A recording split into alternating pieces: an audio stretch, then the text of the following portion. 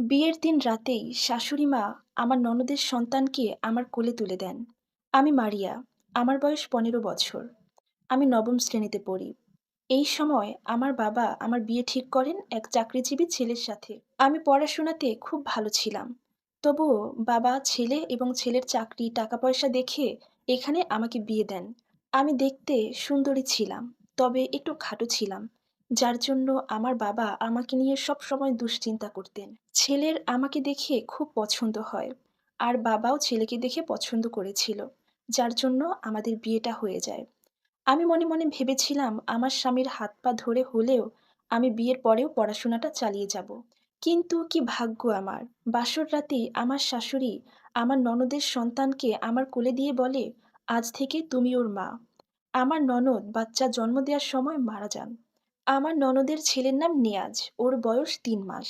সেদিন রাতে ও আমাদের সাথেই ছিল, যার কারণে বাসর রাতে স্বামীর সাথে খুব একটা কথাও বলা হয়নি আমার। প্রথম প্রথম নিয়াজকে আমার ভালো না লাগলেও পরবর্তীতে নিয়াজের প্রতি আমার খুব মায়া হয়ে যায়। কিন্তু শুরু থেকেই আমার শাশুড়ি আমাকে খুব একটা পছন্দ করতেন না। তাই সে ইচ্ছা করে আমাকে অনেক জ্বালাতেন। আমি আপনাদেরকে বলে বোঝাতে পারব না যে আমি কি পরিমাণ কষ্ট সহ্য করেছি। আমার স্বামী আমাকে খুব ভালোবাসতেন। সে ঢাকায় থাকতেন। তবে আমি আমার শাশুড়ির কথা স্বামীকে বলতে পারতাম না। তাই আরো বেশি অত্যাচারিত হতাম।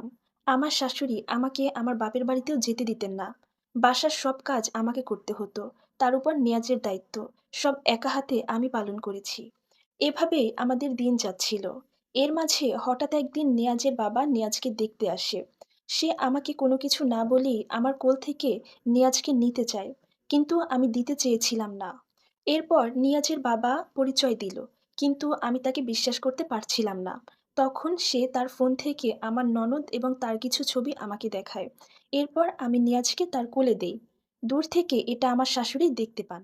এসব দেখে আমার শাশুড়ি অপবাদ দিলেন আমার নাকি নেয়াজের বাবার সাথে পরকীয়ার সম্পর্ক।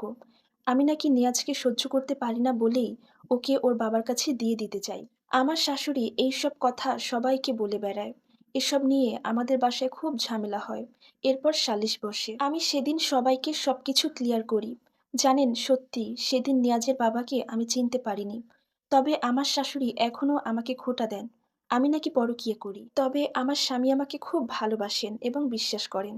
আমি ভেবেছিলাম আমার স্বামীর কাছে চলে যাব। কিন্তু কিসের কি! নিয়াজকে ছেড়ে আমি যেতে পারবো না। এরপর আমি আমার শাশুড়িকে বললাম যে আমি নিয়াজকে নিয়ে ঢাকায় যেতে চাই। তখন আমার শাশুড়ি বললেন সে নাকি তার নাতিকে ছাড়া থাকতে পারবে না, যার জন্য আমার আর স্বামীর সাথে ঢাকা যাওয়া হলো না। শুধুমাত্র নেয়াজের কথা চিন্তা করে আমি সন্তান নেইনি। কারণ আমার মনে হয়েছে যখন আমার নিজের সন্তান হবে তখন নেয়াজের দিকে আমি আগের মতো লক্ষ্য রাখতে পারবো না। হয়তো নেয়াজকে আগের মতো ভালোবাসতে পারবো না। কিন্তু আমার শাশুড়ি সবাইকে বলে বেড়ায় আমি নাকি কখনো মা হতে পারবো না। এরপর আমি একদিন আমার স্বামীকে সব কথা খুলে বলি। তখন আমার স্বামী বাড়িতে এসে আমাকে আলাদা করে দেন এবং আমার বিবাহিত জীবনের এখন ৫ বছর চলে। এই ৫ বছরে আমি আমার শাশুড়ির দ্বারা অনেক অত্যাচারিত হয়েছি। সেই সময়গুলোর কথা চিন্তা করলে এখনো খুব কান্না পায়। আপু, আমি তোমাদেরকে বলে বোঝাতে পারবো না সেই দিনগুলোর কথা। খেয়ে না খেয়ে দিন পার করেছি। আলহামদুলিল্লাহ, এখন আমার নেয়াজ অনেক বড় হয়ে গিয়েছে।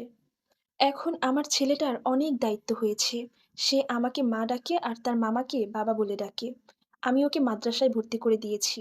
নেয়াজ এখন আমার বড় ছেলে। আর তারপর আমার আরও একটা ছেলে বাবু হয়।